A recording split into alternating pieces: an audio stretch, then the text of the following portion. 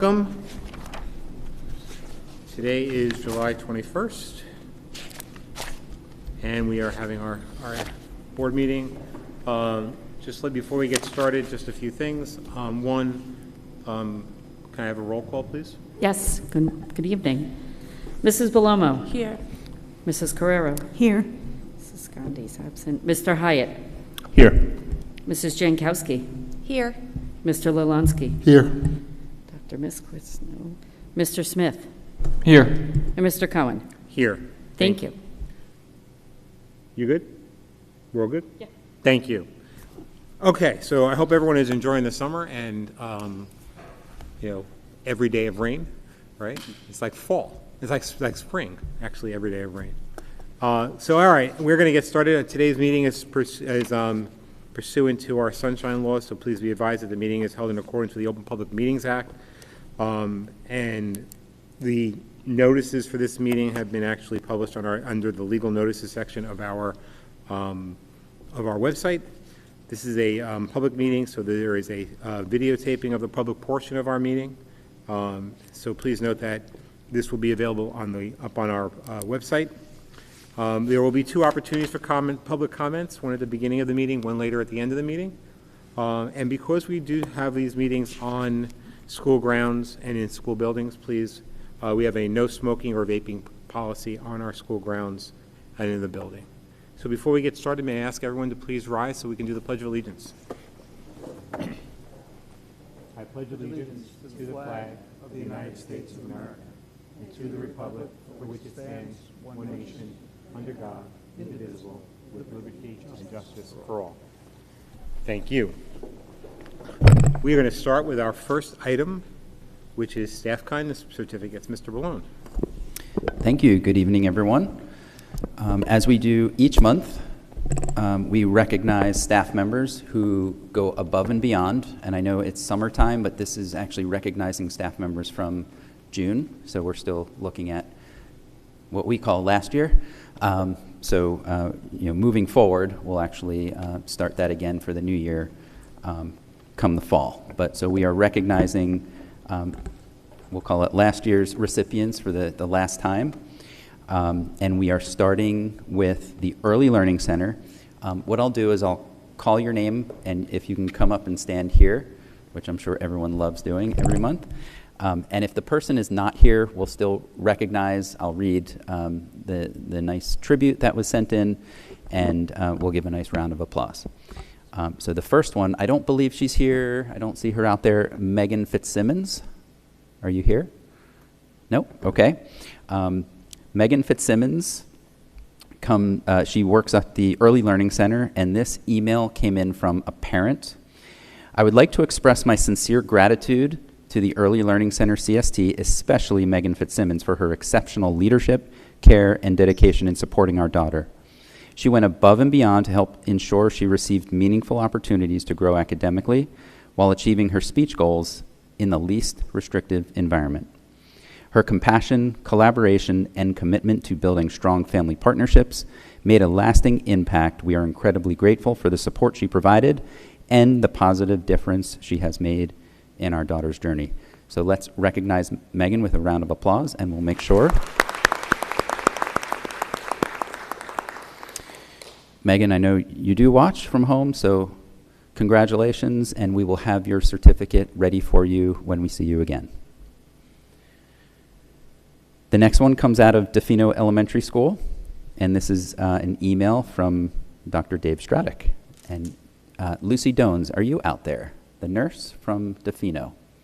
Nope, Lucy didn't make it, but we will recognize her here through Dr. Stradek's email. I'm proud to recognize school nurse Lucy Dones for her exceptional response during a medical emergency at the 5th grade picnic. When she saw a student from another school experiencing a grand mal seizure, Nurse Dones immediately provided critical care, ensuring the student's safety, monitoring the student's condition, and supporting the family until the student stabilized. Her calm leadership, clinical expertise, and compassion demonstrate an extraordinary commitment to the health and well-being of all children. She is truly deserving. Congratulations, Lucy Dones.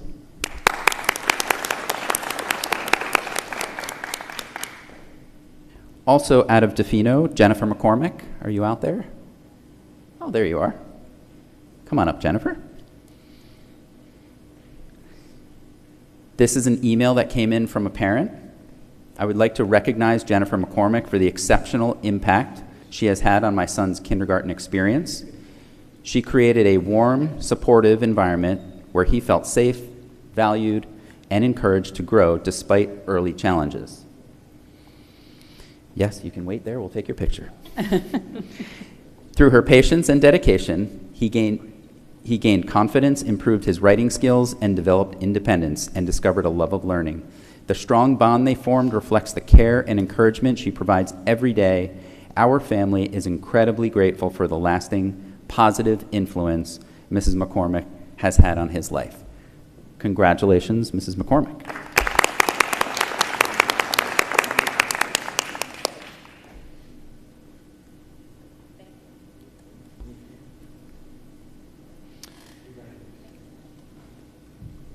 Okay, next up from Dugan Elementary School, Nicole Germain. Come on up, Nicole. I do see you out there.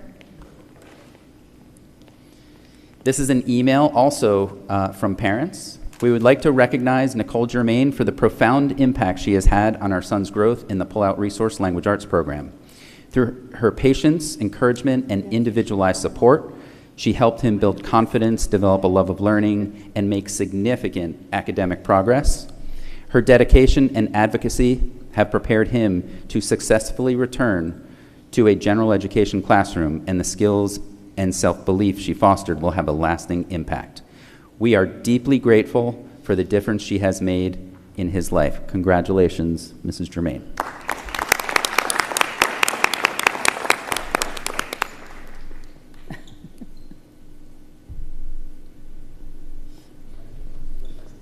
Congratulations.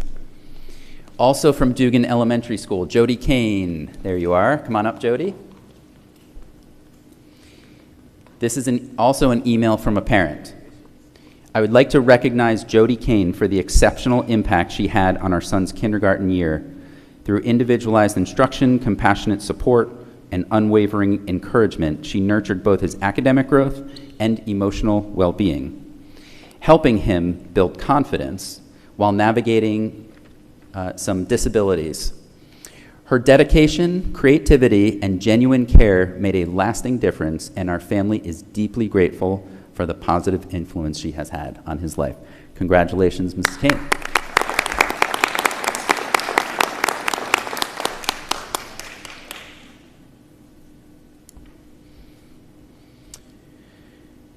Okay, now for Marlboro Elementary School. This email came in from Mr. Schatz, the principal, and recognizing Judy Kramer. Judy, I know you're out there. Come on up, Judy. Harvey Holland, I don't see Harvey, so we'll make sure Harvey gets his certificate. Our kindergarten students participated in a hands-on garden lesson that combined science and math as they planted flowers while learning about plant growth and measurement skills. This enriching experience has made possible through Judy Kramer's long-standing leadership of the Math and Science in the Garden grant through the Marlboro Educational Foundation. Harvey Holland's ongoing care of the gardens and the generous support of the Marlboro Educational Foundation has made this possible. Congratulations. Thank you.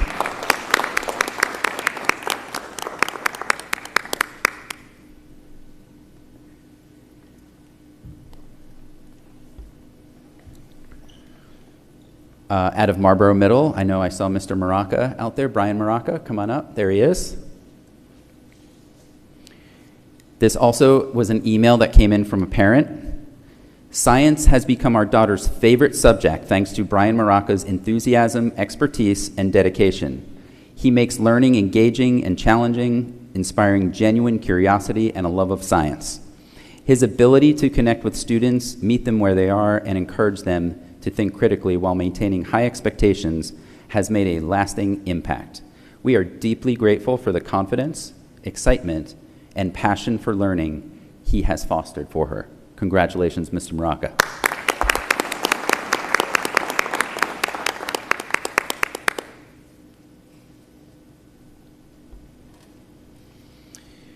Also out of Marlboro Middle School, Alexa Bisaha. Are you out there? No. Emily Bosland. No. Lauren Gabler. Jenna Gricci.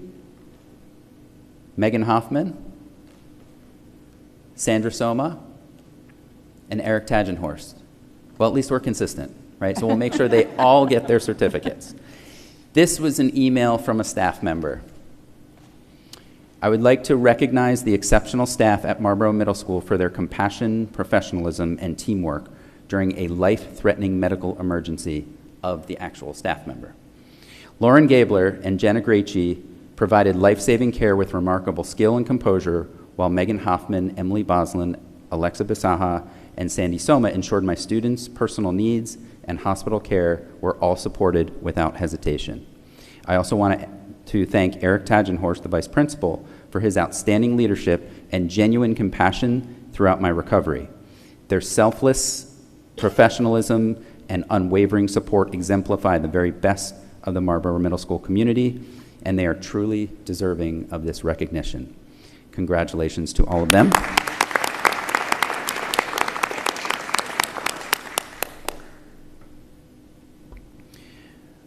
Also out of Marlboro Middle School, Nicole DiGeronimo. I know you're out there. Come on up. Yes, she is. Erin Mulligan, come on up.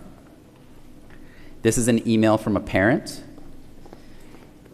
As our third child graduates Marlboro Middle School, our family would like to express our sincere gratitude for the outstanding experiences all three of our children have had at MMS. We are especially thankful for the support our son with a disability received, which allowed him to grow academically, socially, and personally. We are particularly grateful to Nicole DiGeronimo for encouraging him to reach his full potential, and to Erin Mulligan for helping him achieve remarkable success in math. Thanks to the dedication of the entire staff at MMS, he was fully included, challenged, and supported, leaving middle school with greater confidence, independence, and a strong foundation for the future. Our family will always appreciate the lasting impact MMS has had on our children. Congratulations to the two of you.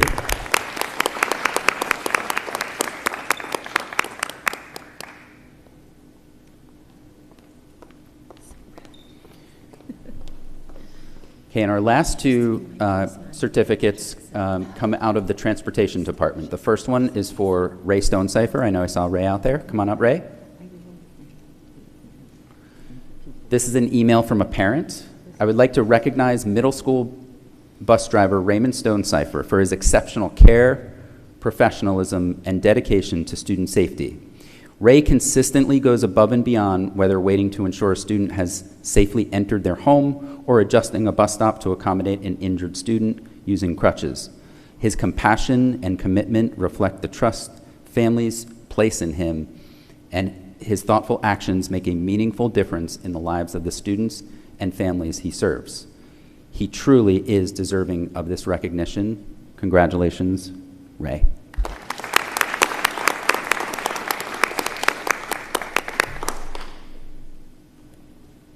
And lastly, also from the Transportation Department, I did see her out there, Heather Maximic, come on up. This is an email from a parent as well. I'm writing to recognize the outstanding efforts of Transportation Coordinator Heather Maximic. When unexpected issues with my son's out-of-district ESY transportation arose, including the contracted bus company dropping the route before a holiday weekend, Ms. Maximic worked tirelessly with MOESC to ensure transportation was secured by Friday. This was over the 4th of July weekend, right? Yes. Allowing my son to attend his program as scheduled. Her responsiveness, kindness, and dedication during a stressful situation were greatly appreciated. I also want to express my gratitude to all MTPS bus drivers and matrons for their ongoing commitment to safely transporting students, especially under challenging conditions such as yesterday's heavy rain and road closures. Well, that's no different than today, right, as Mr. Cohen said. Their professionalism provides families with invaluable peace of mind. Thank you, Mrs. Maximic and the Transportation Department.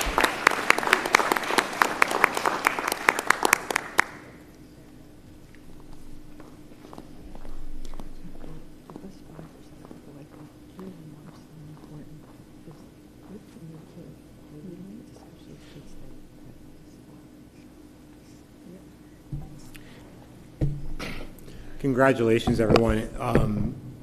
Truly spectacular to sort of have such tremendous talent and caring people in this community who not only go above and beyond, but also to our community of teachers and parents who find the time to actually recognize and write, because that's often the hardest part. So congratulations, all of you, and thank you for what you do for this school district and for our students and for our community. You truly deserve another round of applause.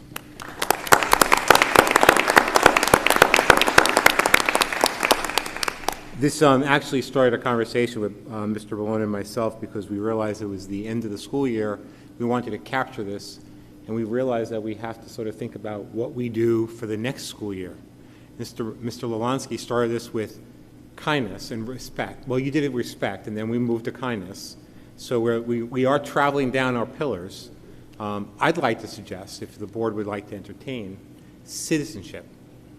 I think it's another very strong, powerful pillar for our students, for our teachers, and for our community. We don't have to make a decision right now. I'd like to give you a chance to think about it, but maybe if we come back later, we can revisit this topic, but I just wanted to throw it out there. Okay. The next item on our agenda is an executive session. We must go into executive session for an attorney-client privilege matters, some personnel and some student matters. We will be coming back out because we will have additional board business we will have to take care of, including the rest of this agenda. So we should be in, it says for 60 minutes, but I don't think we'll be in for 60 minutes. We'll probably be in for a little less time. But with that, I need a motion to move into exec. Ms. Carrero, can I have a second? Ms. Jankowski, and all in favor? Aye. Anyone opposed? Thank you, everyone. We'll be in exec and back out in 30 to 60 minutes.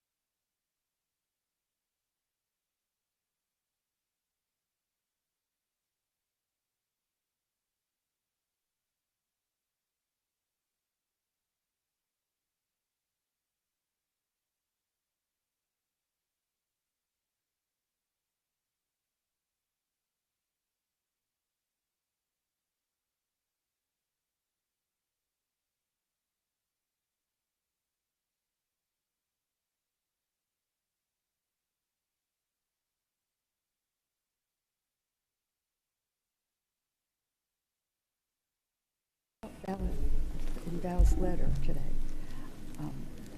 She asked about the Title I, we're getting more or less. And I said, I could have swore I asked that question the other day, but I didn't. She You didn't did have- ask. Yeah, Yeah, yeah. you did And we ask. are getting more. Yeah, yeah, you did ask that. Yeah, that's what I thought. Yeah. Just so, if it should come up, I just. You're on. Oh, I'm on? You're on.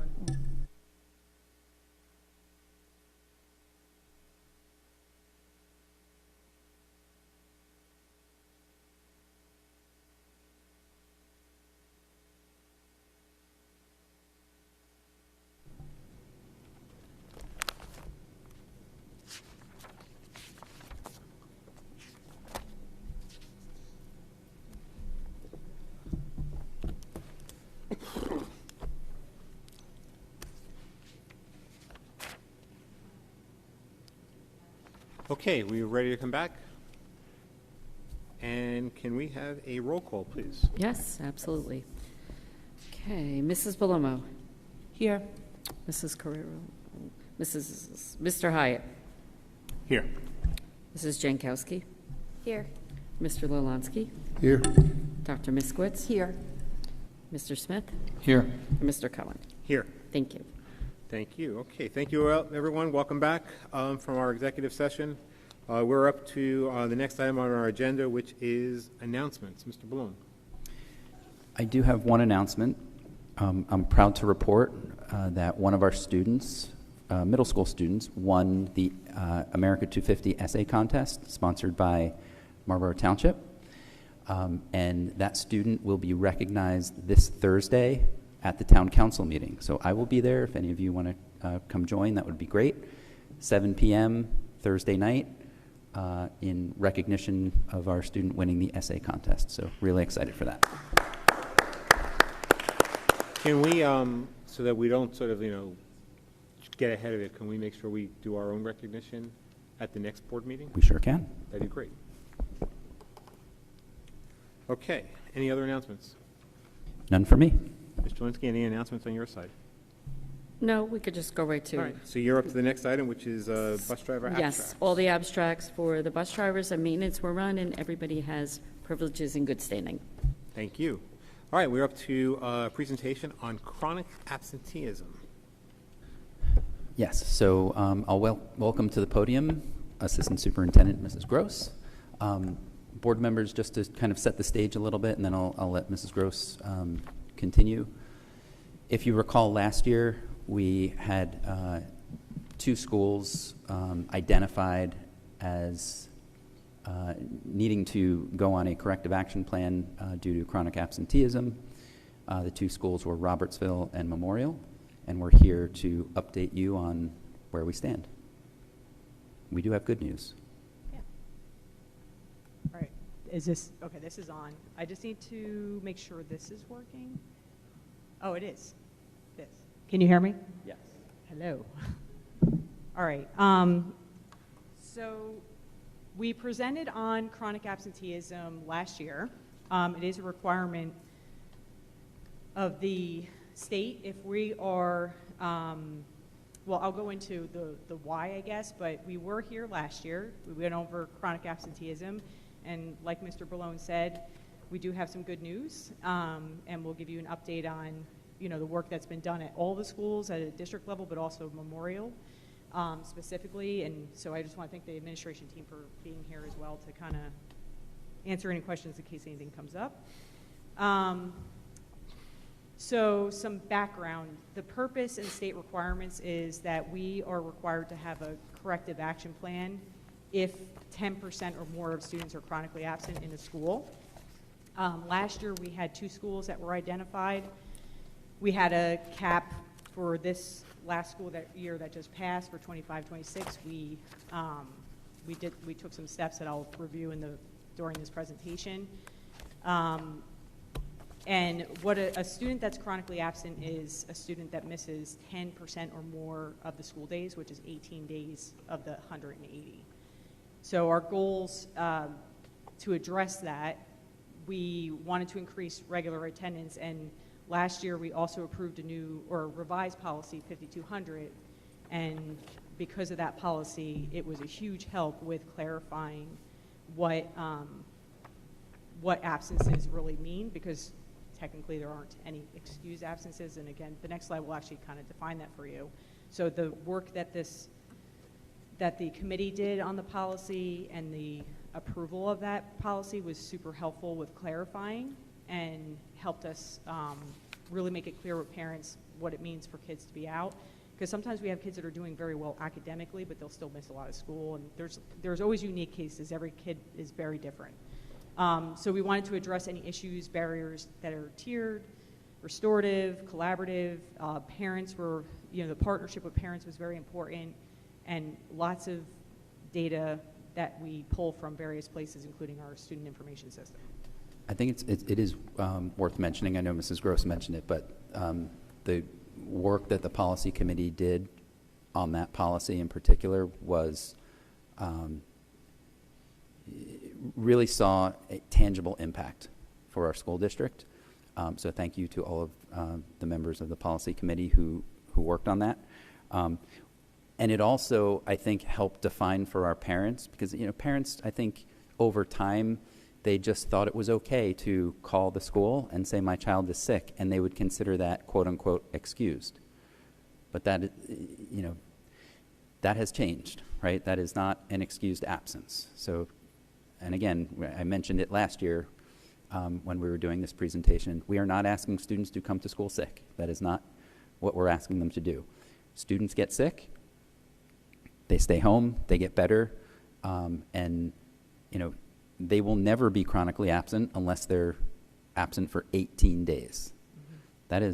That's a lot of days, right? So I don't know any student who has been sick for 18 days that does not have a health issue, right? And when we have students with health issues, then we move to home instruction.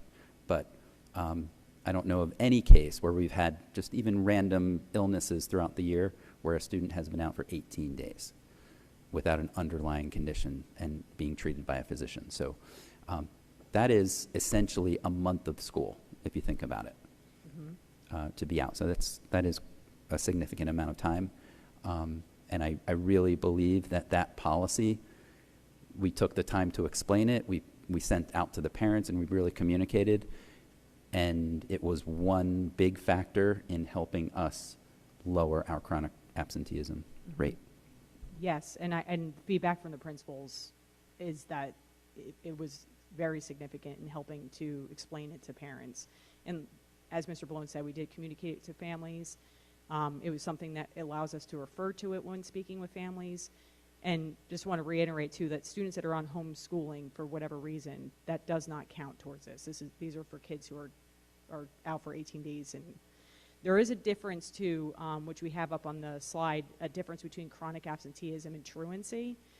And then there's also there are some excused absences which are state-approved absences, and they're bulleted on this presentation, which includes religious observance, observance of Veterans Day, participation in District Board of Election membership activities, Take Our Daughters and Sons to Work Day, and closure of busing school district that prevents a student from having transportation to receiving school. So those are all the approved absences. We actually took the policy after it was approved, and we updated our system in Genesis to make sure everything was coded correctly, so that these approved absences were considered approved, and essentially any other absence was identified as unexcused, which was, there was a little bit of change there for parents to kind of understand that, but I think it helped clarify, and so that was very helpful for the administration team. I think it was clearer for parents. And then truancy is different. That's really, I don't know, Mr. Balone, if you want to kind of explain this, because this is really decided at the district level. It's really just kids that are just not showing up, that we have no notes, no contact with parents. That is a very different process. Yep, and we have a truancy officer who goes over to across the street to the court, and we have to report that, and then there are court proceedings that are involved. It's challenging, but that's something that we have to do.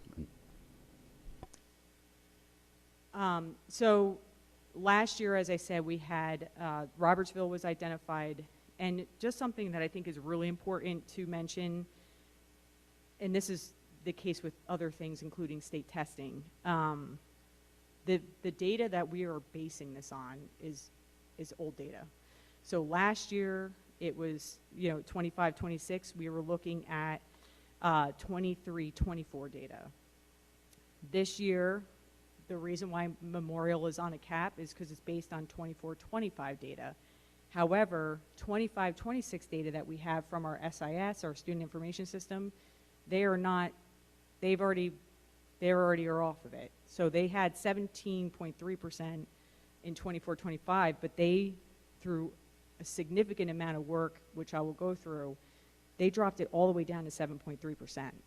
And with the help of the policy, with phone calls to parents, partnerships with parent organizations, really thinking about how to get kids excited about coming into school, restorative practices, they made a huge difference. So they are technically, in my mind, already done with this cap. But because of the way the state operates using old data, we have to present on it as if we still are.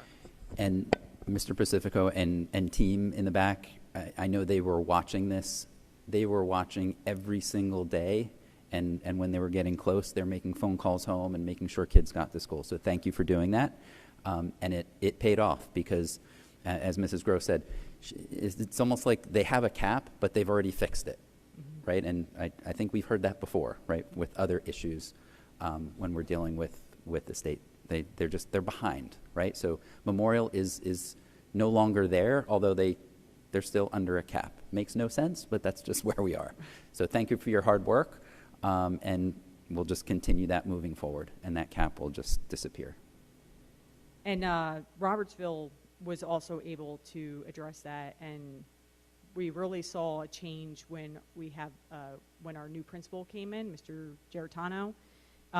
Elementary school and middle school are very different. They have very different challenges. 8th graders, we see them kind of checking out at the end of the school year. So we do see there's different challenges. But Mr. Geritano came in as the new Robertsville principal, and I think when I spoke to him, I said, how were you able to successfully drop down from, in 23, 24, the school went from 13.7%, and in 24, 25, it went to 5.9. And his explanation was similar to Memorial, lots of phone calls, parent partnerships, and just really focusing on climate and culture so kids feel welcomed and feel excited about coming to school. So all of our schools have been doing an amazing job. I share with them state level reports. They run reports at their school level. We continue the conversation at our admin meetings. We share ideas about what's working. We engage our parent organizations. It's actually going to be a topic on our first agenda for the school year. So we really work as a district, and then the schools also, work on this at their own buildings. So really, and now our job is to make sure that we stay here, and just keep making sure we stay on top of it by checking the data. So step one, there's 3 different steps that we need to take, which I put green checks this year. Last year was not all checked off because we were able to successfully address all of them. They actually created multi-tiers, so we have, depending on what's going on with the student, because again, very unique cases, we have letters that go home, and then it turns a little bit more into phone calls. Sometimes it turns into a meeting with parents. So we did survey parents, not last year, well, last summer. We didn't survey again because there was no need to do that, but we did have some, based on the responses that we did get, a lot of them, parents had health-related absences, transportation issues, and then 8th grade absenteeism just spikes after they graduate, and we still have several days of school yet left. So using what we received from the data and also the survey, this is what the strategies that Memorial came up with, which again are similar at the other middle school, but also in some ways similar to the elementary schools. So health campaigns, making sure things are sanitized, making sure kids are healthy. Again, we don't want kids coming to school sick. but just trying to promote, keeping them healthy so they're not getting sick. And then lots of check-ins, goal setting, INRS referrals, and then lots and lots of personal phone calls. I was just speaking to the administration team, and they said they spent a lot of time speaking with parents. Can you go back to the last slide? Yes. The one before that. Oop. Yeah, Sorry. no, Got a little, hold on. there you go. Step 3, include restorative practices and cultural responsiveness. Can you just kind of explain what that means, what that looks like? So I'm assuming, I don't want to make assumptions. Because I just have to say, I think it looks different, and so I can let someone answer, because I think it's hard for me to answer, because I would assume that every single kid looks very different. It depends on what's going on at home. It depends Correct. on what, And that's we what have I have transportation to- issues. There could be transportation issues, so I think it depends on, or there could be anxiety about coming right. to school. So I was just wondering what that looks like, because I have to say kudos to you and Mr. Giordano, who my daughter goes to school, so I can fully attest to how amazing that man is. But it is extremely difficult to bring children to school when it's either not a priority or it's, it's a truancy, meaning that there's no rhyme or reason for it. So for me, those percentages, the dip in percentage is absolutely amazing. And really, kudos to you. I don't know how you did it. It's very difficult to do. It takes a lot of commitment. It takes a lot of long suffering to continue to do that, and a lot of trust with families to build that rapport. And it also shows evidence of not giving up. I've made 4 phone calls. They're still not coming to school. Oh, well. It's very easy for people to do that. And the fact that that was not done, and it was, you kept plugging at it, because it is extremely difficult to get children to school when they don't want to come, or parents don't want to come, or it's an anxiety, whatever. It's a financial issue. So the fact that you did it is pretty darn amazing. So thank you so much. And thank you to Mr. Giordano. Yeah, so everything you said 100% is what is happening. The conversations I've had with the administration team, because again, when I get state level reports, I share it with them immediately. We reflect on that, and I ask them what they're doing. And we all have conversations. Mr. Ballone, has conversations to see what's working, what's not working. And exactly what you said, a lot of empathy, a lot of not calling and being like, you need to bring your kid to school, but a lot of understanding what unique barriers are in place, and try to work with them and try to see what we can do to get them in. And I'm sorry, not only for administration, I'm sorry, but also for the teachers. Not only do you help the families, but for teachers to have to constantly, and when it's sporadic, missing 2 days here, back for a day, missing a day, back for 3 days, missing 4 days, for a teacher to make up that work and give that attention without trying to discard the feelings of the child who come back feeling overwhelmed. And that's why they stop coming, because when they do come, they're overwhelmed. They realize the amount of work they're missing. They realize the social things that they're missing.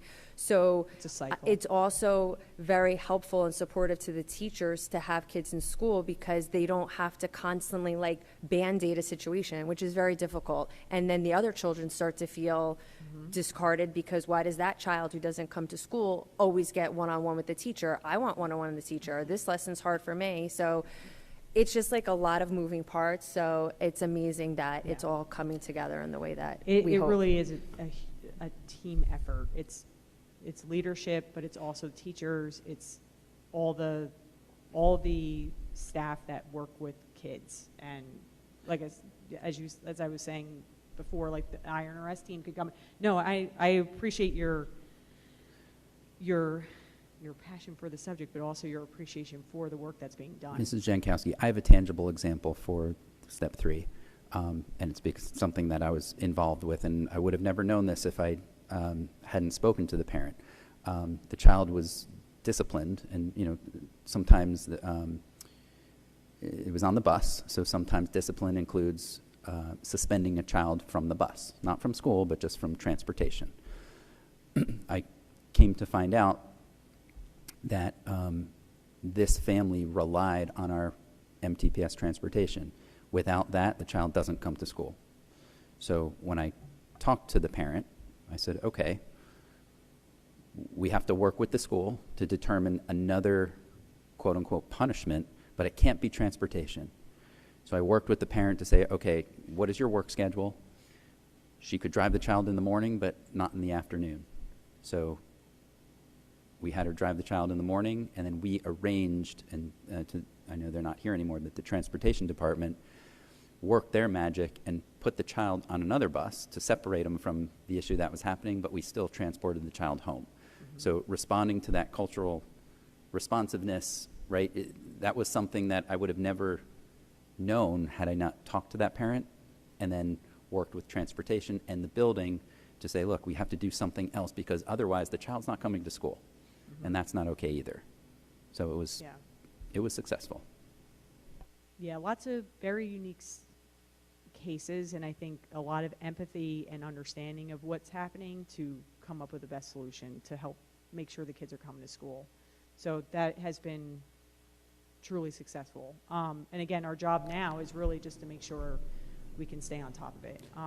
Ms. Gross, just to that point, and I guess it's helpful for us to know, since every situation is a unique situation, does the policies, does the procedures, does the rules that you have, do you feel that they adapt to that situation, or are we falling short somewhere? So from what I hear, the policy has been a super helpful and a clarifying tool to refer to. I think policies are extremely important to us because we refer to them. We point to them when we're having conversations with parents.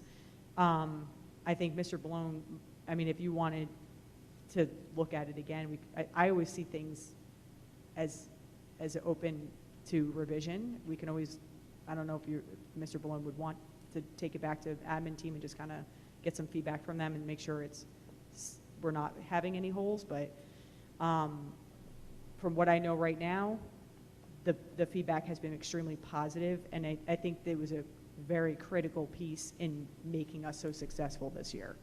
And I guess that's the point. The point, right, is sometimes policies can be so rigorous and so strict that it doesn't accommodate for unique circumstances. So if you're finding that the policies are working, that's great.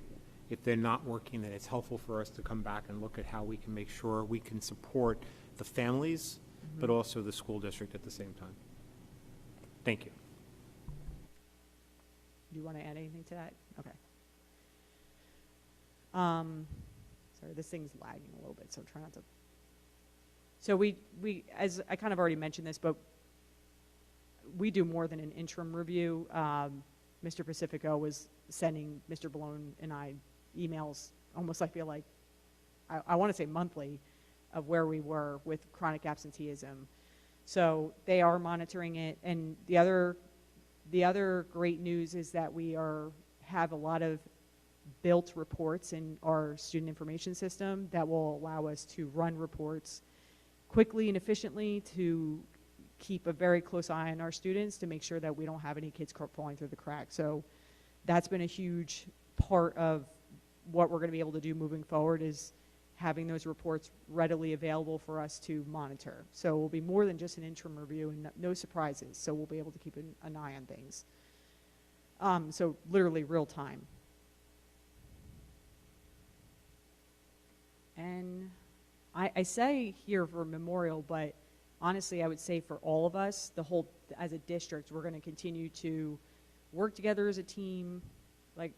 Like you said, we'll look at the policy. We'll always kind of reflect on what we can do differently or better, and just continue to foster those relationships with families. I think that's critical to making this work.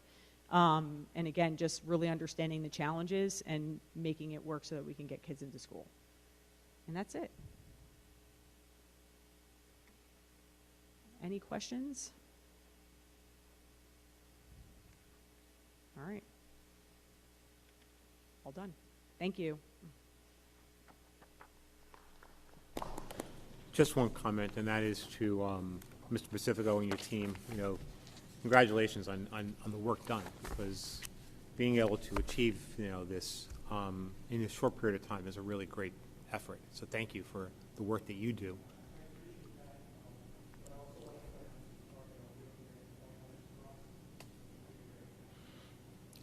Good leaders always recognize their team.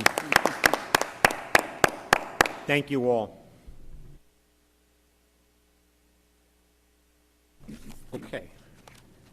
All right, getting back to our agenda, we are up to, all right, so the next one's for me, which is the 2026-2027 school year Board of Education goals. I shared this with the board the other day. I just wanted to make sure everyone had a chance, if they can, to take a look at it. Each year we have to sort of either update our board goals or modify them or reaffirm them. I wanted to get a sense from the board on what they feel about our current goals and whether or not they need to be any changes to them. So I'll recap real quickly for everyone what goals we have that we're operating under for the 25-26 school board year. We had a student achievement goal where the objective was to oversee and support the superintendent and the district to improve student proficiency through teaching and learning, programs and initiatives that increase the number of students meeting or exceeding grade level expectations, celebrating all levels of achievement by recognizing various forms of success, including academic excellence, personal growth, perseverance, and contributions to the school community. These goals were also, in somewhat, they were pretty much a carryover from the prior school board year of 24-25 with some tweaking to sort of provide a little bit extra clarity. We also had a goal on enhancing stakeholder engagement and communication, where our objective was to ensure transparent, consistent, and inclusive communication between the district and the stakeholders and maintain policies that foster productive engagement with students, families, and staff and the community. We had a goal on fostering a safe and respectful school environment, where our objective was to ensure that the district's policies and our programs, our practices foster safe, inclusive, and respectful learning environments. The board would oversee the development, review, and enforcement of policies that address bullying, discrimination, and hate, while promoting a culture of empathy, respect, and accountability. And then we had a goal for promoting fiscal responsibility and resource allocation, with the objective there to oversee the responsible use of district resources to maximize our student outcomes, support our high-quality programs, and maintain long-term fiscal stability, financial stability. The board would oversee and ensure the budget process, of course, and transparent, strategic, and aligned, that remains transparent, strategic, and aligned to our district policies. And then finally, policy development. And I don't mean finally in that context because it's one of the most important things that we as a board have to do, right? But that is establish, create, review, maintain policies that address educational challenges, ensure compliance with state and federal regulations, and that reflect the needs of students, families, and the community, and that the board would ensure that these policies are clear, age-appropriate, and effective in guiding district operations. So those were our goals. We don't have to sort of take action tonight. I just sort of wanted to make sure we had an opportunity to discuss them, and collect your feedback on it. We can do it also by email. You can send me your feedback as well. But I just wanted to start the conversation and see if there's anything that anyone wants to add, change, or whether or not they feel that the goals are well developed from this board's perspective, and we should carry them forward to the following year. So I'll leave it at that, and I'll open it up for discussion. Ms. Jankowski. I just, for the foster a safe and respectful school environment, the objective, I would ask that it starts with ensure that district policies, programs, and practices foster safe, inclusive, and respectful learning environments. I think that we should broaden learning environments to maybe be educational and workplace environments.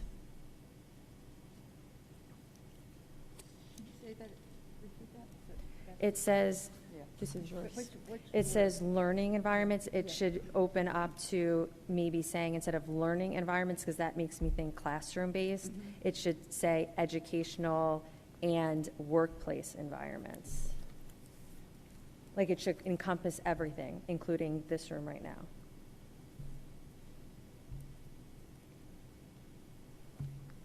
So this, would I'm so sorry. I would consider that, like this room right now, workplace environments, committee meetings, workplace environments, not learning. I consider that children related. And staff too, so. Thank you. Anyone else have any other feedback on any of the goals? Can you just, yeah, put your mic on. Thank you. I just would like to make sure that these goals, not that any of them have not been attained, but I like to, I'm a data person. I like to see, prove this to me. Like when we do something, I want to know, how successful we are by, like what, within the objective, put some kind of a thing, that will show us how we're going to evaluate the objective. That's something that I wanted to bring it up last year and I didn't, but I am now. I agree with that.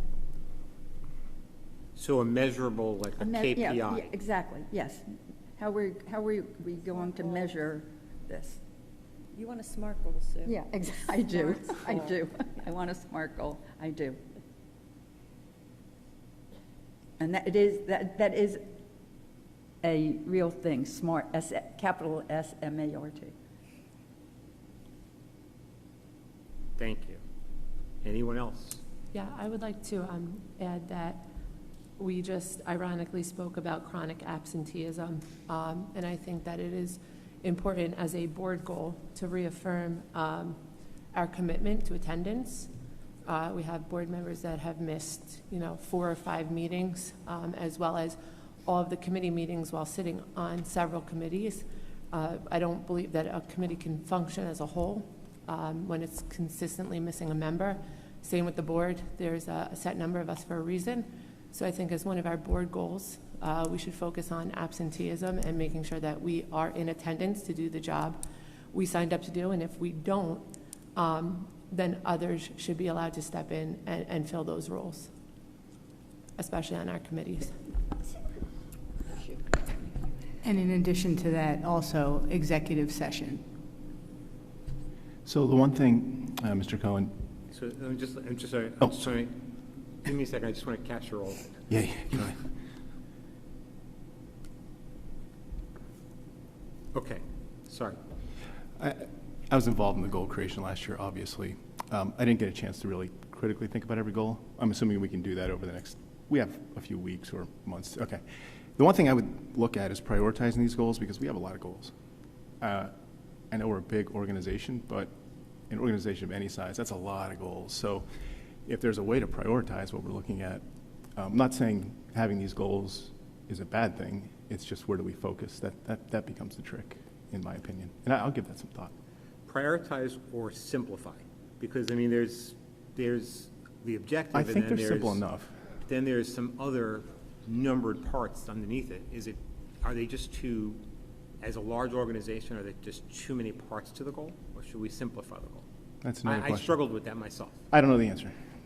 So it's something that I think we should look at as we go through this process.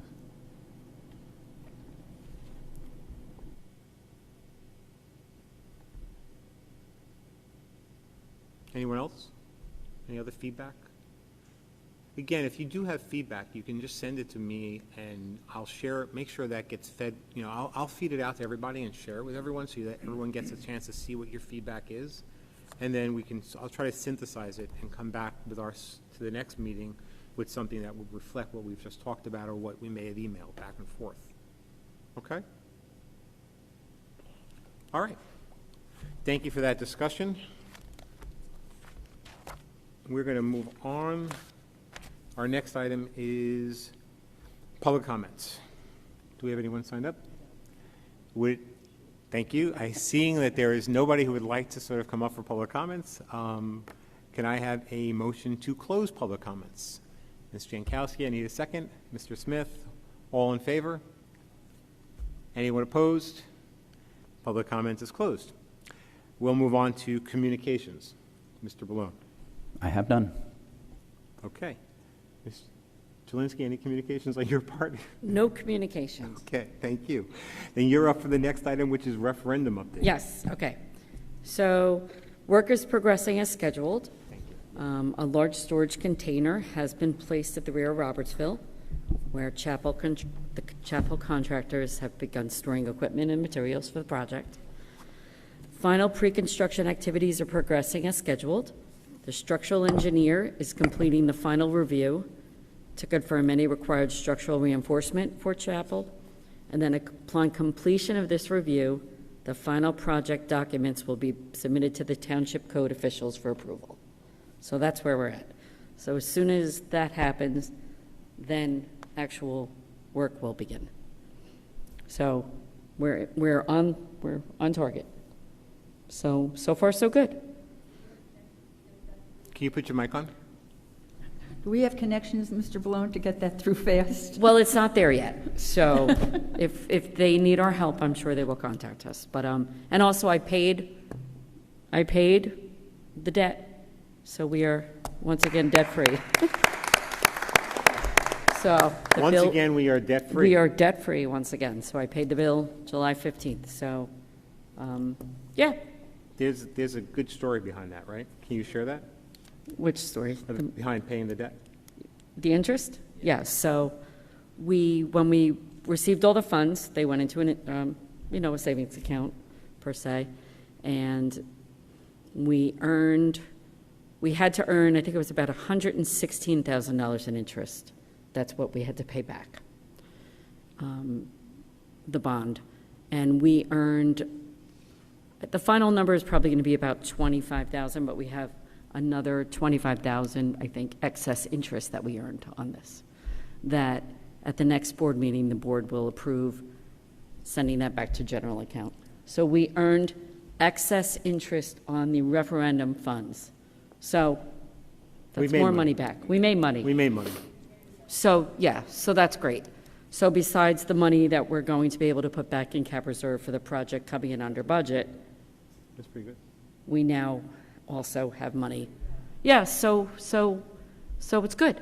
All good Great things. job, Chris. Thank you. Yeah, well, but yes, so good things are happening, and I'll keep you up to date as it proceeds. Thank you. Any You're welcome. questions for Ms. Jelinski? Nope. Okay, thank you. Superintendent's report, HIB? Yes, I have two, for two time periods, June 5, 2026 through June 30, 2026. There were 7 incidents reported. And then for July 1st through July 16th, there were no incidents reported. Great. That includes ESY, so ESY. that's important. Thank you.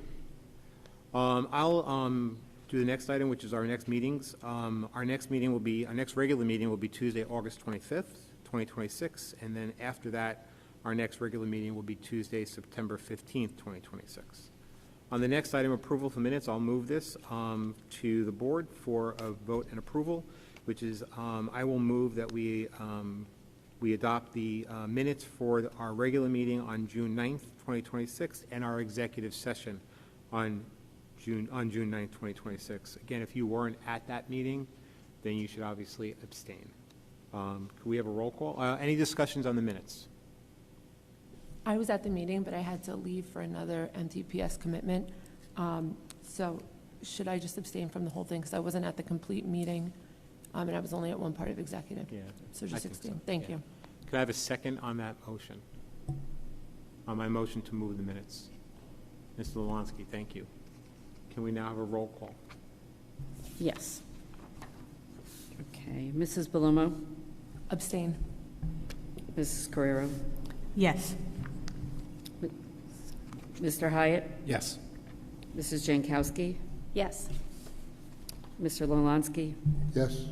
Dr. Miskowitz, Abstain. Mr. Smith, Yes.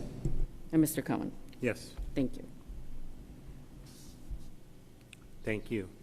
All right, we're up to Board Secretary's monthly certifications. And I like Yes. the fact that I'm going to make a note that it's Board Secretary, not Interim Board Secretary. Yes, no more acting. Congratulations. Thank you. Thank you, thank you. Yes, so we're just certifying that no expenditures or encumbrances are exceeded the line item per the violation, per the code. So we're in good shape. Thank you. And the payroll certifications? Yep. Any questions for Ms. Jelinski? All right. We are up to committee reports. Buildings or grounds, Mr. Lewanski. Yes, sir. We had a great meeting. Actually, it was 2 days after our last board meeting, so it was a little while back. Chris, if anything's updated, you can jump in anytime, please. We had a discussion on the boys' bathrooms at the elementary schools because they don't have partitions between the urinals. So the recommendation was made by the committee to install those. The administration was getting a final count for the total bathrooms and setting a budget for it. I don't know if we moved anything further from that point. Paul's working on that, but we're going to budget for it in the next cycle, Okay. so we'll make sure that happens. Okay. During the summer, they'll also be checking all the bathroom locks and soap dispensers to make sure they're in operational orders. Utica claims. Well, the snowstorm claims have been processed and reimbursed. The chiller repair has begun, because it said it would be begun the next week, and that's passed already. Did you get the ship dates for chiller parts yet? Because we were still waiting for that.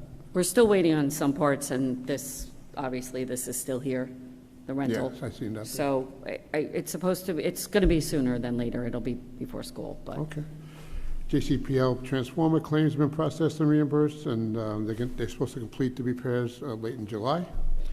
You talked about the referendum already. The Dugan classroom conversion, the conference room in Dugan is being converted to better support the children that use it.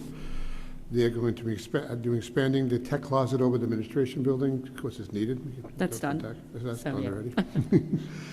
And in MMS, the guidance area is looking at possible changes in the future as well, so they can get back to us what that's going to look like.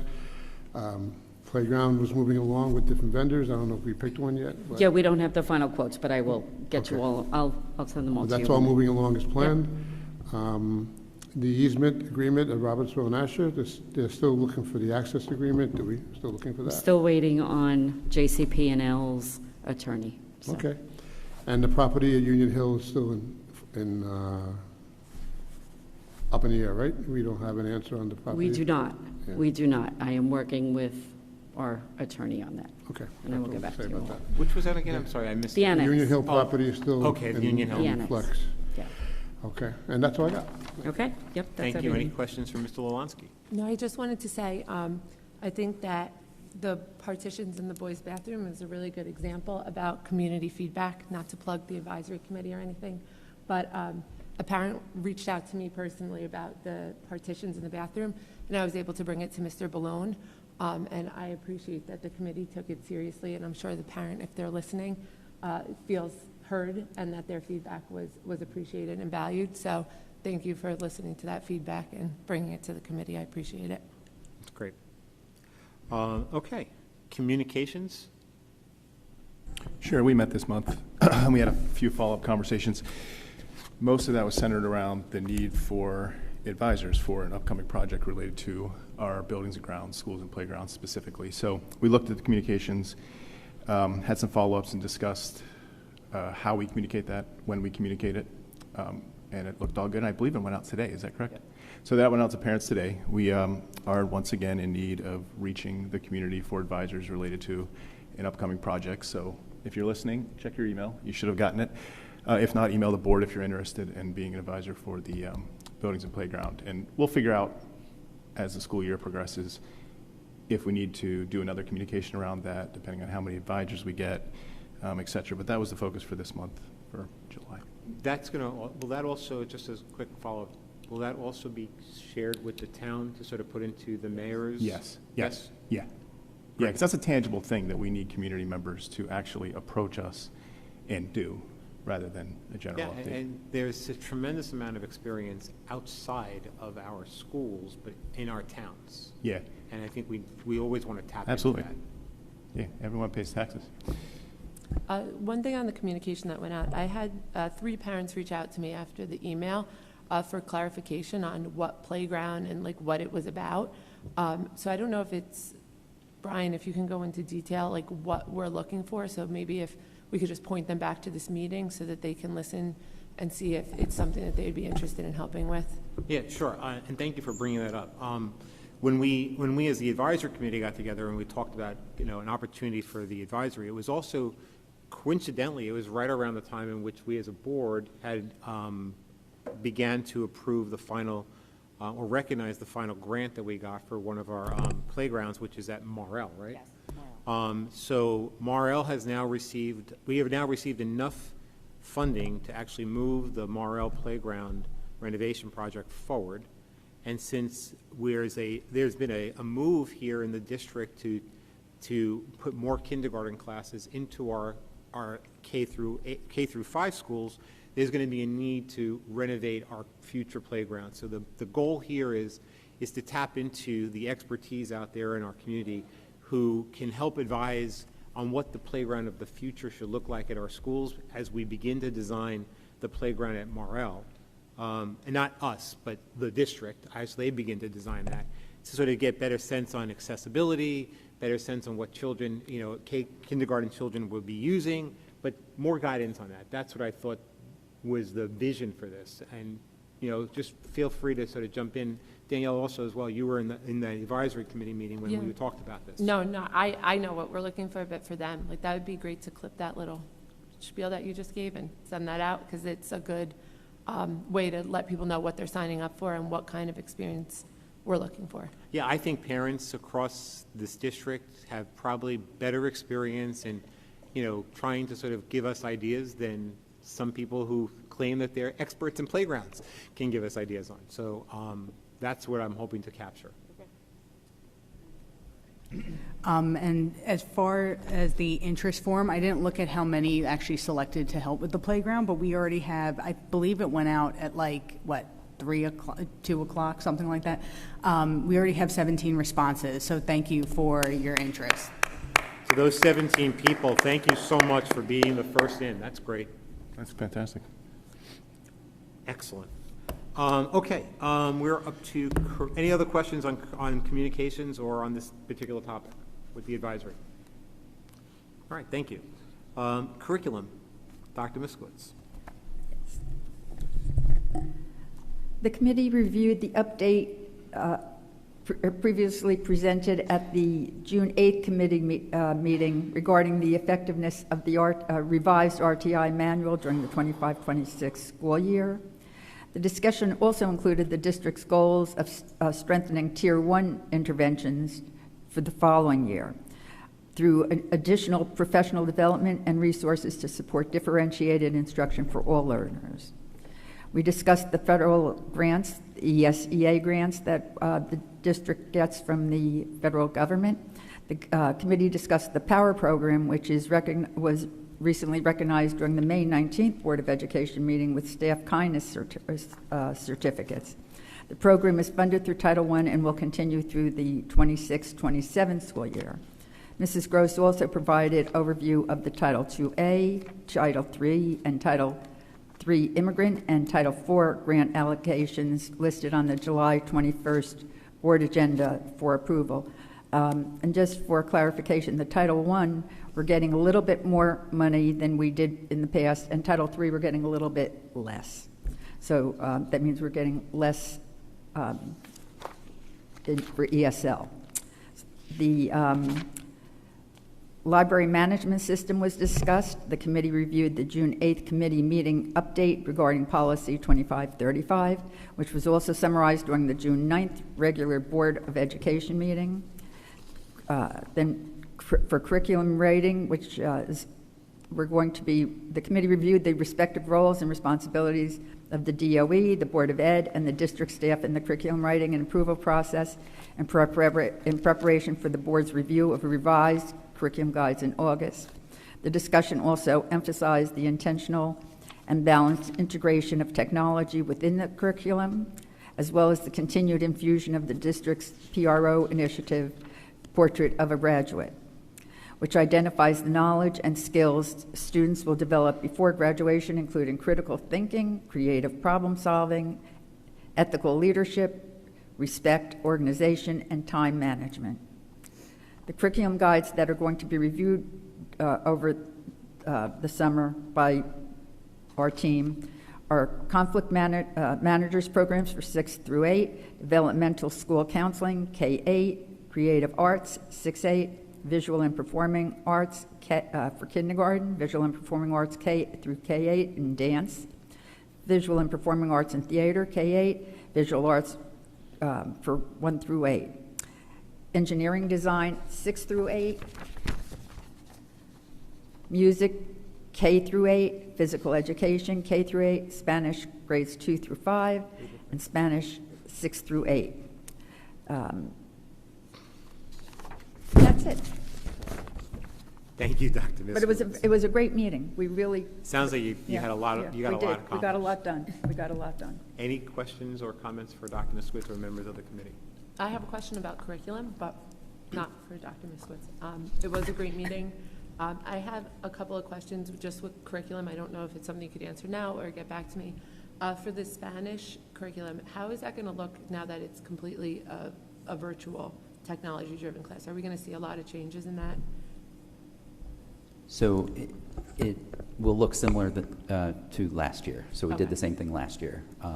We had one of the middle school teachers at this school actually working into a schedule to visit the elementary schools. He's going to try to get there. We talked about how we can make it a little different this year. He's very eager to actually see the students in person.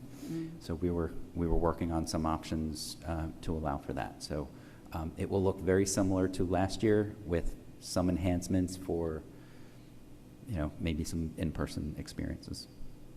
And then my last question is theater and dance. I don't know if that's always been in the curriculum, if that's just different, components of theater and dance that are integrated into music, or if we are ever exploring the option of bringing something separate to all the students K through 8. I know there is, like, for our school, there's a 5th grade. I know we just saw Defino do their 5th grade, but K through 4, just having 3 kids that have gone through those grades, there's not much on theater and dance. Is that something that you would look to extend?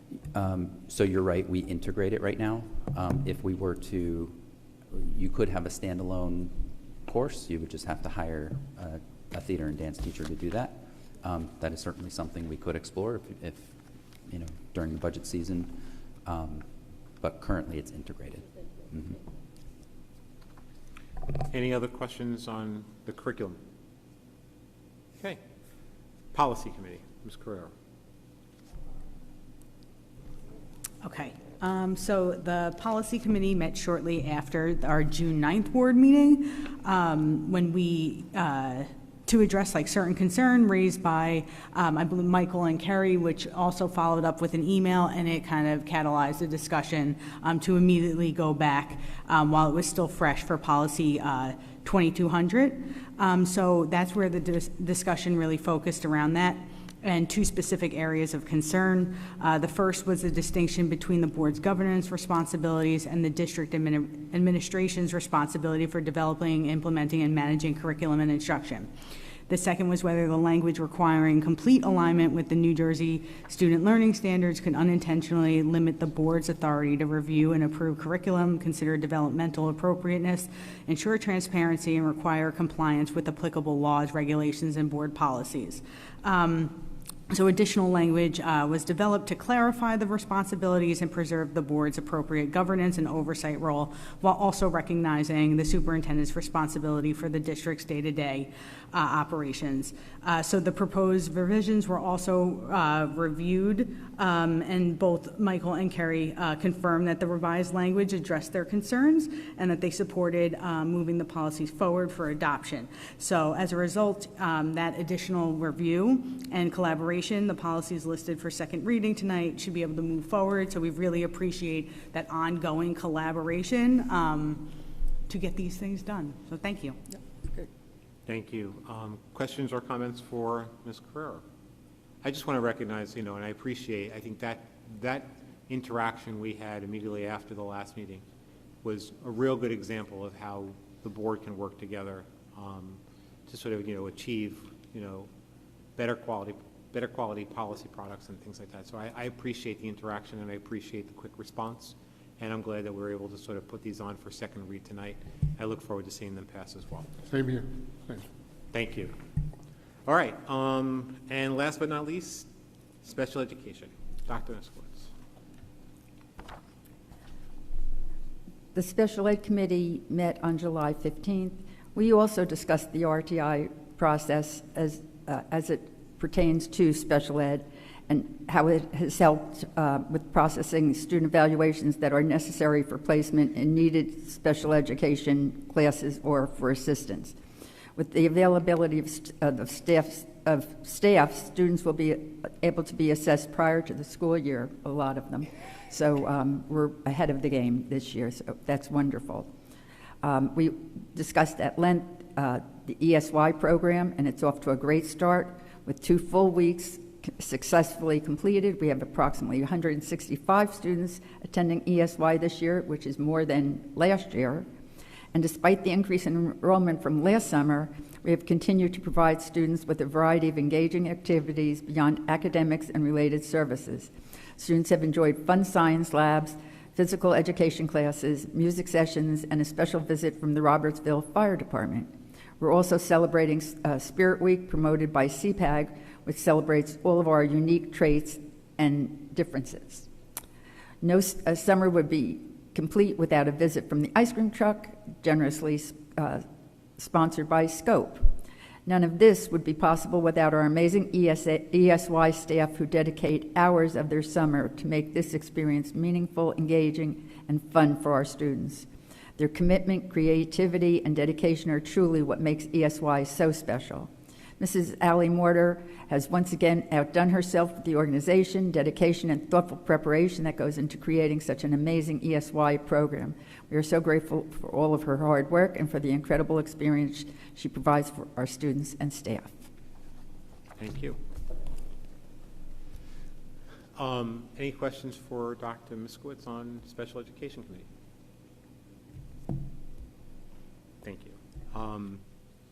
And for CPAC, thank you again for the work that they do.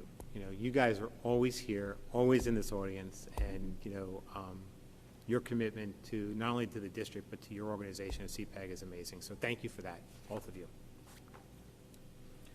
All right, we are up to our next item for agenda business, which is financial and business operation matters. Mr. Lewandowski, would you mind? Yeah, I have it. Financial and business operations matters. Superintendent of Schools submits the following resolutions for approval. 1, receipt and acceptance of the board secretary's report. 2, treasurer's report. 3, transfers. 4, list of bills. 5, travel. 6, harassment, intimidation, HIB report.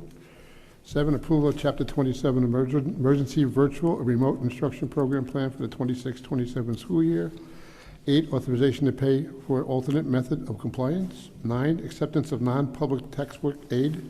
10, acceptance of non-public technology aid. 11, acceptance of non-public security aid. 12, acceptance of non-public nursing service aid. 13, approval of agreement NJCBVI for blindness education services during the 26-27 school year. 14, ESCNJ contract purchase at New York City LLDBA Allegiance Trucks for repair parts for buses and vans for the 26-27 school year. 15, Monmouth County cooperative purchase at Northern New Jersey LLC DBA Alliance Trucks for repair services for buses and vans for the 26-27 school year. 16, acceptance as IDEA allocations for the 26-27 school year. 17, approval of ESEA allocations for the 26-27 school year. 18, acceptance of extraordinary aid funds. 19, recognition of parent organizations. 20, recognition of educational foundation. 21, donation. 22, home instruction. 23, state contract purchases. And the addendum 24, identification of board member requests for reasonable counsel fees and expenses. I so move. Thank you. Can I have a second, please? Ms. Carrero, any discussions on items 1 through 24? I did. For number 7, the Chapter 27 Emergency Virtual Remote Instruction Program Plan.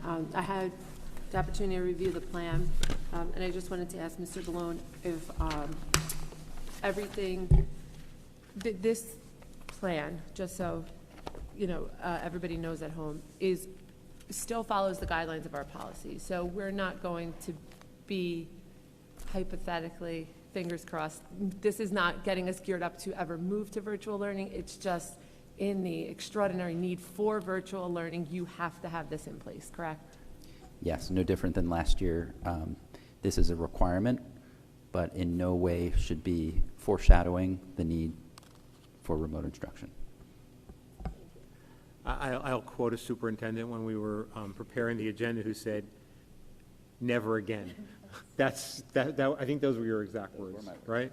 So I think we all share that sentiment. I appreciate that. And then for 19 and 20, I didn't see it in the information provided, but for all of the parent organizations and nonprofits, all documents are in, Chris, for everything. And then, Michael, a question for you. Do I abstain from all of number 19 or just the one organization that's applicable? You just abstain to where you have a conflict. Just list the organization. Thank you. Any other comments or questions on this particular item? Okay, can we have a roll call, please? Yes, okay.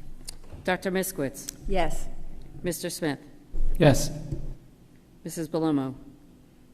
Yes to all, abstain from 19, Frank J. Dugan Elementary School PTO, and abstain to number 24. Thank you. Mrs. Carrero? Yes. Mr. Hyatt? Yes. Mrs. Jankowski? Yes. Mr. Lolansky? Yes. And Mr. Cohen? Yes. Thank you. Thank you, everyone, on that. We're going to move on to our next item, which is curriculum matters. Mr. Smith, would you read that? Curriculum matters. Number one, the superintendent of schools submits the following resolution for approval. Number one, adoption of state-approved teacher and principal evaluation instructions. I so move. Thank you. Any discussion? Could I have a second? Will you second it? Thank you, Ms. Jankowski seconds. Any discussions on this item? Ms. Jankowski? In reading this, I'm just curious if our vote is just approving the use of Danielson, or if we are approving the entire evaluation, everything that is put on the evaluation. This is just the approval of the instrument. So you mentioned the Danielson model. That's for teachers. The framework for evaluation, the framework for teaching evaluation is technically the Danielson model. And then the other one is for administration, which is the MPPR. So you're actually approving just the two instruments, not what goes into the evaluations. So, like, if I was going to look at the evaluation, so it's just the evaluation. So I guess my question is that I still don't have clarity, not that you didn't try, but we don't know, with the NJSLA. And the NJSLA is on a teacher's overall performance review. That's not what we're approving. We're just improving like the observation, evaluations, and the principal, like administration stuff, correct? What you're referencing is Achieve New Jersey, which has a calculation for a Right. teacher summative evaluation, which state testing is part of. Right. That is not what you're approving. You're just approving the instrument that provides data for a teacher's ultimate summative evaluation. Just wanted to be clear. Thank you. Since you have a little bit more inherent knowledge to this than I do, so what you're saying is, just for clarity for my purposes, the instrument, not the substance. Correct. Would that also be fair to say the framework for the evaluations? Or is it just an instrument? Would it be fair to say the framework of how the evaluations are conducted, or is that going too far? I don't know. It's just the instrument. Just the instrument. Just the instrument, Okay. right. Do we approve the framework? No, that's part of Achieve New Jersey. So we are required in terms of tenured teachers getting 2 observations, non-tenured getting 3, one announced, 2 unannounced. That is all dictated by Achieve New Jersey through the Department of Ed. Okay. Any other questions on this item? Thank you. Can we have a roll call, please? Yes. Mrs. Belomo? Yes. Mrs. Carrero? Yes. Mr. Hyatt? Yes. Mrs. Jankowski? Yes. Mr. Lolansky? Yes. Dr. Miskowitz? Yes. Mr. Smith? Yes. And Mr. Cohen? Yes. Thank you. Okay, we'll move on to the next item, which is personnel matters. Ms. Paloma, would you mind reading that? The superintendent of schools submits the following resolutions for approval. 1, retirements. 2, resignations. 3, employment certificated staff. 4, employment instructional assistants. 5, employment kindergarten basic skills instructional assistant. 6, employment secretary. 7, employment bus attendants. 8, reemployment certificated staff. 9, transfer certificated staff. 10, transfer non-certificated staff. 11, reassignment certificated staff. 12, reassignment non-certificated staff. 13, reassignment and amended salary certificated staff. 14, reassignment and amended salary non-certificated staff. 15, transfer, reassignment and amended salary non-certificated staff. 16, teachers' summer IEP meetings. 17, child study team evaluations and meetings. 18, amended child study team evaluation and meetings. 19, amended teachers' summer IEP meetings. 20, amended 2026 extended school year program, school monitor. 21, 2026 extended school year special education program, substitute certificated staff. 22, 2026 summer work bus drivers. 23, 2026 summer work bus attendant. 24, elementary world language teacher stipend. 25, extracurricular activity advisors. 26, curriculum writing, world language revisions, grades 2 through 5. 27, amended school year parent academy special education facilitator. 28, student observation. 29, student practicum. 30, student teaching. 31, substitute teachers. 32, substitute bus attendant. 33, paid medical disability leaves. 34, unpaid leaves of absence. I so move.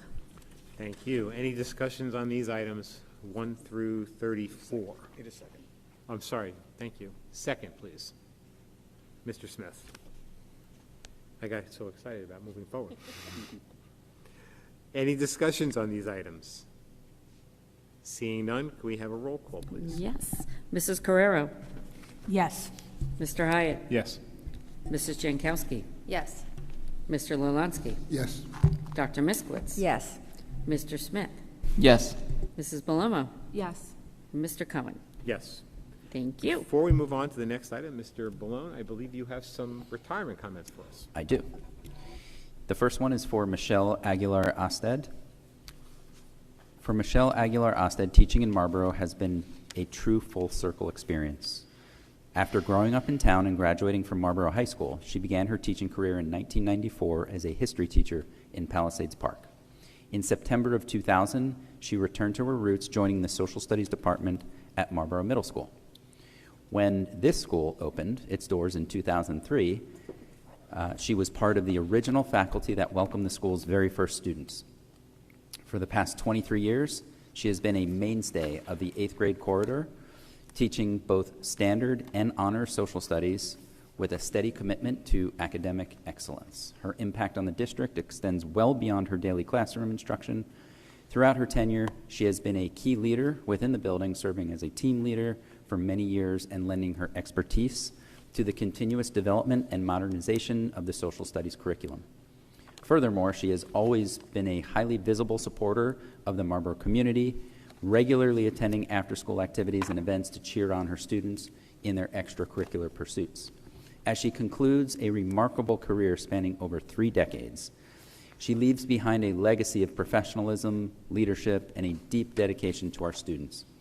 While she will be greatly missed in our hallways, we are incredibly excited for her next chapter. She's looking forward to traveling, volunteering, spending time with her husband Mark and her daughters Hannah and Chloe, and enjoying a well-deserved slower pace of life. Some of us can understand that, right? Thank you, Mrs. Aguilar-Osted, for your 26 years of dedicated service to the students of Marlboro. We wish you the absolute best in a long, happy, and healthy retirement. Congratulations.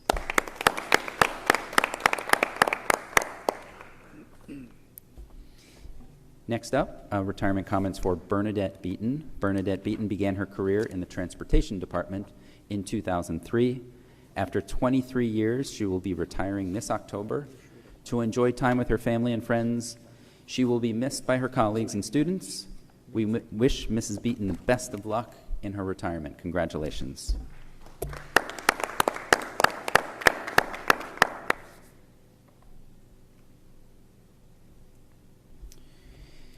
Next up is our retirement comments for Elise Rogers. Mrs. Rogers' 25 years as an LDTC have been defined by kindness, patience, advocacy, and a genuine commitment to helping every student reach their potential.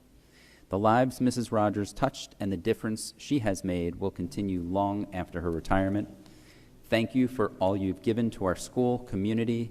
Enjoy every moment of this exciting new journey. Congratulations, Mrs. Rogers.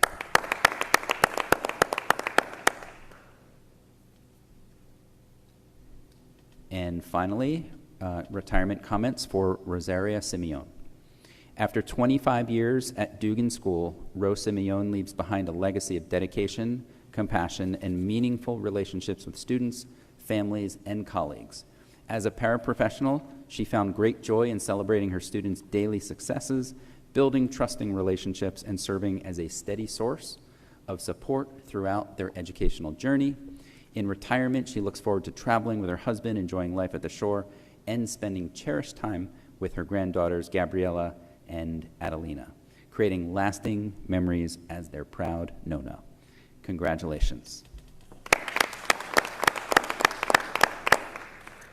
So, Mr. Malone, Mr. Gross was keeping track of this, and we are 1 year short of a full century of experience that just served our schools and our students. I just want to point out, though, if you look at their actual retirement dates, like one's not till November, one's not till January. We may hit that. We'll just say we did. I say Yes. we have got a full century of experience, if not more. I second your motion on that. Thank you. Yes.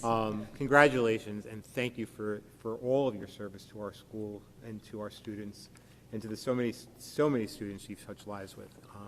We're greatly appreciative of your dedication, and we wish you great success in your next journey on retirement and spending more time in the sun.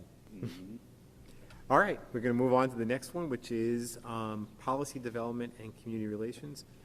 Ms. Jankowski, would you mind doing that one?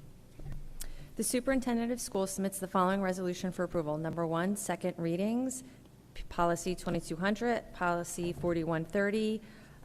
I so move. Thank you. Can I have a second? Ms. Carrero and Ms. Jankowski. Any discussions on this item? All right, can we have a roll call, please? I have a discussion. Oh, good. I just want to reiterate I'm grateful for the feedback given. I mean, taking the feedback and listening to it, that is very important, and I echo what Mr. Cohen said earlier. I love the changes added to the differentiation between board and board administration. I guess this is a question more for Mr. Gross. That's in there. I just want to assure that, just as an example, the board shall be responsible for the progress of all students in developing the knowledge. We know that that's admin. We don't handle student progress. But for legal reasons, how do we know that the PSA, this is the second time I'm using that tonight, that PSA put into the policy will completely negate any confusion around that? Because that was our initial concern, is that the board does not do that kind of stuff. I understand what the boldface writing edition is, but can the board be held liable for not doing that? Because it says it in there. Well, the board can't be held liable for not doing something it's not statutorily required to do. So that's not a concern from my part.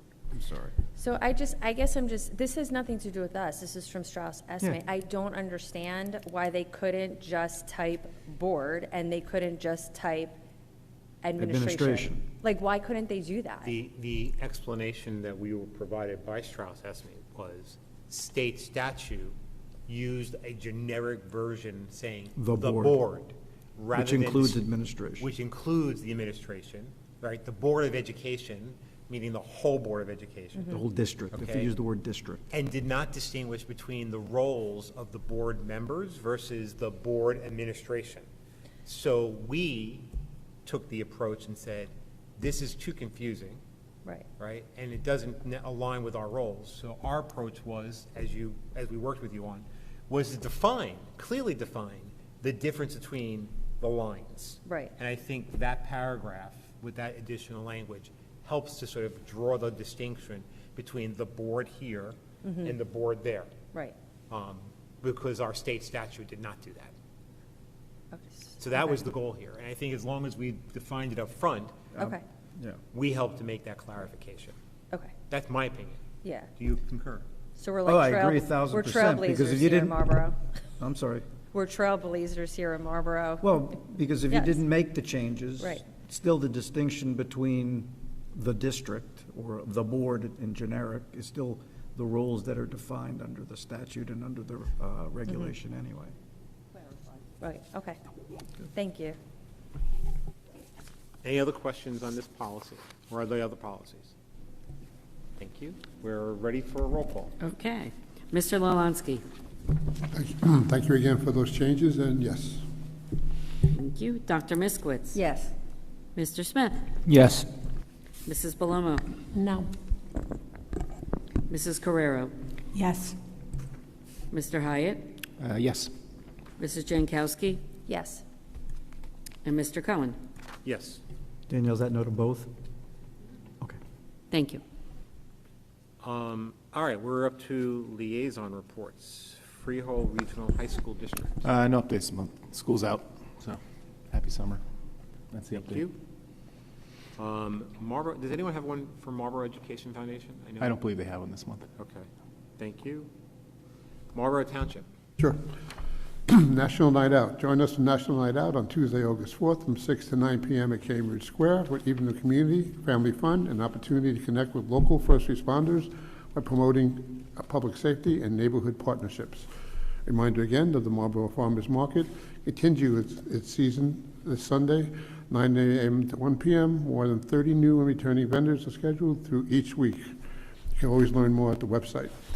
Recreational programs, registration has been open for a variety of seasonal programs, activities, special events, and memberships, and employment opportunities throughout the year. For detailed program event operation, you click the district website as well. The swim club memberships and swimming lessons are available throughout the summer. For membership information, swim lesson details, availability, and registration, again, reference the township website. Senior program summer sessions, program guides for senior programs fall session, which runs from September 1st through December 18th. Registration is already open, and you can learn new things, make new friends, and view all the upcoming programs again on the township website. That's what I have. Thank you. Thank you, Mr. Lalanski. Any questions for him? Thank you. Moving on to Monmouth County School Board Association. I have none. No, thank you. Next is the New Jersey School Board Association. Ms. I don't have any updates, just the one thing that came through about the keynote speaker at our symposium is going to be one of the directors for the Special Olympics, and that seems like it's going to be really great. I know a few of us are going to that in October, but as far as their overarching announcements, it's been pretty slow. So. Thank you. Moving on to scope, Dr. Miskowitz. Coming soon, MTPS parents and guardians will receive 2 flyers through a district email blast. We had the opportunity to see it. It looks really good. One flyer will thank our community for its incredible support of the Walk for Change, while the other will highlight this year's SCOPE grant recipients and the impact these funds will have across the district. We are also excited to congratulate a kindergarten student from Marlboro Elementary School for winning the SCOPE Walk for Change t-shirt design contest. The student's winning artwork will be featured on next year's Walk for Change t-shirt. Thank you to all the students who participated and shared their creativity and talent. SCOPE is also pleased to sponsor a visit from Goldie's Ice Cream Truck for students participating in ESY program on August 6th. We look forward to providing this special treat and celebrating our ESY students and staff. Later this summer, SCOPE will also distribute information regarding an open position on our executive board. We encourage interested parents and guardians to consider becoming involved and helping support our mission of advocating for and enriching the educational experiences of students with special needs throughout Marlboro Township Public Schools. Thank you, Jessica Pernick, for sending this to me. Thank you, Dr. Miskowitz. Any questions for Dr. Miskowitz? Thank you. And CPAC, Ms. Jankowski. Thank you, Robin and Angie. CPAG is looking forward to once again celebrating the Americans with Disabilities Act, ADA, and Disability Pride Month in July in ESY. In collaboration with Special Services, CPAG will be acknowledging diversity by hosting Spirit Days during the last week of July. CPAG has included additional resources for parents that correlate with each Spirit Day. Information about what will be taking place each day will be sent out by Special Services. Continue to check the CPAG website and Facebook page throughout the summer for additional resources and free webinars for you to increase your knowledge. Thank you, and thank you to CPAG. Any questions for Ms. Jankowski? Great. Thank you. All right, we are up to old business. Anyone have old business? Anyone have new business? I just have one idea for new business. Having an incoming middle schooler, myself, I know one of the biggest concerns going to the middle schools is the being able to navigate the schools. And I was wondering if, as a board, we could brainstorm some ideas. I don't know if it'd be more at the building level, or maybe with the assistance of something like an organization like CPAG, of giving building tours from our older students to our younger incoming students. I know they have the open house where they get to experience the locker. I've been to that before, but just an actual tour of the building where we can maybe match up some older students with younger students and have them show them, navigate the halls through a student's lens before they get there. So I don't know if that's something that we can brainstorm maybe over the next couple weeks, if not for this year, maybe looking forward to next year to kind of get maybe a little program through one of our organizations or the middle school staff to kind of help those kids. Because I know just speaking to the kids, that's one of their biggest concerns about going into the middle school. My son was devastated because of having to figure out how to navigate. My daughter was scared to death of whether or not she was going to get a top locker versus a bottom locker and not be able to reach the locker. These were things that went through their heads. So I think, those are things that, if you can dispel those concerns, yeah, it makes the transition easier. I think it's a great idea. Maybe even if the older students were able to create a FAQ for the younger students to say, don't worry about this, you'll be able to reach it. Don't worry about it. This is, it's one big horseshoe or circle or something like that. Yeah, just something more casual than open house, because I know that's always crazy.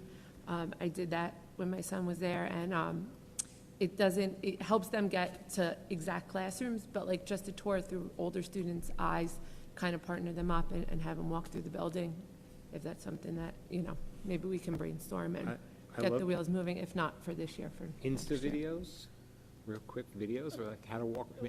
I'm showing my age now because I don't even know what an Insta video is. Okay, I think it's a great idea. Thank you. Any other new business?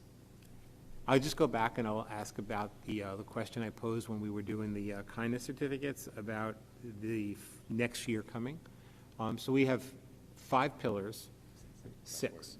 Trustworthy is the 6th. We have 6 pillars. And so it's respect, kindness, citizenship, positivity, responsibility, and trustworthiness. So is there anyone, I suggested citizenship, but I'm only one person. I want to get the consensus of the board and what everyone else thinks, maybe a strong contender for it, and have us just talk it out real fast and see if we can pick one for next year.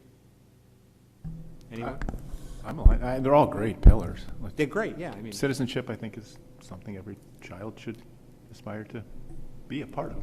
It's also, this is our 250th, and when you think about... That's what I was thinking, too. It's a good idea. Yeah, I'm on board. Anyone else want to suggest one? I'm good with citizenship. looks like we got a consensus. Citizenship it is for next year, Mr. Malone. Break out the new certificates. Excellent. All right, we are up to our final round of public comments. Anyone have any public comments? I see a hand go up. Ms. Bornstein, welcome to the podium. It's not on.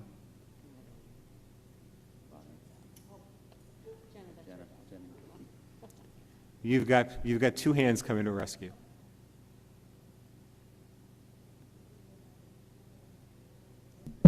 Okay, so is it good? Yeah. Okay, let's try this again. Robin Bornstein, Marlboro. I have a few things. One of them was, I know that the Walk for Change had been mentioned. There's not been an amount that was mentioned, though. It's coming? Okay. Perfect.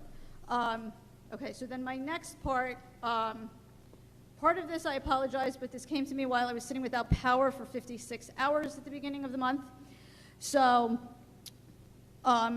there's two parts with this. One of them, I know that we've talked about communicating with the township and that the district is giving information to the township. One of the issues that I have is the township then going ahead and giving information to the district with things? So one of the components with this is there were families that were sitting, again, myself, without power for 56 hours in the beginning of the month. Not that I kept track of how long my family and I were sitting without lights. It was impossible to go ahead and get any information as to whether or not there were any cooling stations, because again, this took place during a heat wave, as to whether or not there were any cooling stations or charging stations, because what I learned after I finally got my power back on was that information was being sent via email or Facebook. That's fantastic if you have power, but if you don't have power, it is impossible to go ahead and get that information. So I think that they're relying on people going ahead and maintaining their phones, which were then also impossible to charge, with data. Well, there are people in the district that don't have data, so you can't get the internet. So how is the community going ahead and getting this information? But if the township was going ahead and sending out this information via email and posting it on Facebook, is there a way for the district, because technically these students are still students of the district, even though it's the summer, they're still students of the district, to go ahead and be able to do some sort of either robocall and or an email blast, going ahead and informing parents where these resources are? Because that would have been very helpful so that some people didn't melt. Another component of this, in regard to township then giving information to the district, falls within the construction that was being done outside of Dugan. This impacted not just ESY, but also the last day of school. They don't know why they couldn't wait just one day, but it impacted that last day of school and the first week of ESY, then also sort of semi-fell into this week, but it wasn't such an impact. That impacted parents that were doing drop-off and pickup. It impacted the buses. It was impacting staff. And nobody had any clue what was going on. And the problem is what might have happened on Monday was not what was happening on Tuesday. So there wasn't any information being given to anybody. So if you needed to go ahead and take a different route, you didn't realize that until you were already on the road. And then you were getting detoured. So I think it's great that we're trying to get information to the townships so that the district information is getting out, but it would also be beneficial to families to be able to take information from the township and get that out to the families in the district. I think that's it. Thank you. Thank you, Ms. Bornstein. Anyone, before we close, let's see if there's any other public comments? Seeing no other public comments, motion to close public comments. Dr. Miskowitz, second, Ms. Jankowski. All in favor? Anyone opposed? Okay, public comment is closed. I just want to say, the emergency communications piece, it is a conundrum of a problem, right? Because if you don't have power, how do you get communication? And if you don't, right? And the same problem is true if the township sends it out via either email or social media. We have the same problem with sending it out via email, social media, or even robocalls, because the problem is that most people's phones in their homes depend upon electricity, unless they have an old-fashioned phone, which didn't require. I have one in my garage, right? But most people don't even have that anymore. It is a conundrum, a problem. I think, one of the most important things that I saw in some of the communications from the township was look in on your neighbors, and make sure they have the information about the cooling centers or the warming centers if it's the winter time. There is no easy answer to this. It is a challenge. I guess the best we can do is hope that we're good community members and we're looking in on our neighbors and sharing information as much as possible. But I don't know if there's no silver bullet solution to it, but thank you for raising it. I do think that we can probably look at, Mr. Malone, when the town does send out notices, to make sure that if the community is not signed up for the township's communication, at least we can make sure that that's going out through our network as well, so that we're picking up the parents or the guardians who may be getting messages. That'd be a great idea. But if they don't have, No, this is not necessarily in an emergent situation where the power is out, but just if there's an important communication that has to go out, we can be another channel for communicating that out to the town, just to make sure everyone has an opportunity to get it. very good point. It's just, it's a great way of doing it. It's a reciprocal communication channel. I think it's a really good idea. So thank you for suggesting that. Any other questions or comments about this, Mr. Wolonsky? Yeah, observation. I'd just maybe make a recommendation that the district either runs one more wire to that podium for a wired mic, or procures a mic that stays on constantly, because these batteries will last 4 to 8 hours if you have the proper microphone. I mean, one or the other, because making people constantly press that button every time they want to talk, it's getting to be too much. So, I mean, that's not one more wire right to there. And it's only during public comments. By the gentleman at comments. the board. It's not a, Yeah, I mean, one like ours. yeah. I will lend that off to our esteemed technology team, huh? That's your public service job. You're taking away Ms. Carrero's responsibilities. But we will distribute that I know in the response. other middle schools, the mics don't turn off, so maybe take one of theirs and borrow it, I don't know. We will distribute that recommendation to our esteemed and trusted colleagues in technology and AV. How's that? Got it. I think so. All right. Yes. You closed public comments too quickly, but as both a board member and a parent of children at the school that got where the referendum passed, I just wanted to reiterate how amazing this is, and to come in under budget and on time. I mean, excellent work, and even as a board for supporting that. Thank you. It's, it's good news. It's just good news, so. Now we just want air conditioning. That's it. Show me the cold air. All right. We are now going to adjourn to executive session for, again, a personnel matters. It says here personnel matters of attorney-client privilege, and student matters. I think we just have attorney-client privilege and personnel. We will not be coming back out into public session, so we will not be taking any action in public that requires us to return. So with that, I will ask for a motion to move into exec. Ms. Jankowski, can I have a second, please? Mr. Hyatt, any discussions on that? All in favor? Anyone opposed? We are adjourned. Thank you, everyone, and we'll see you in August, and have a great rest of the month of July.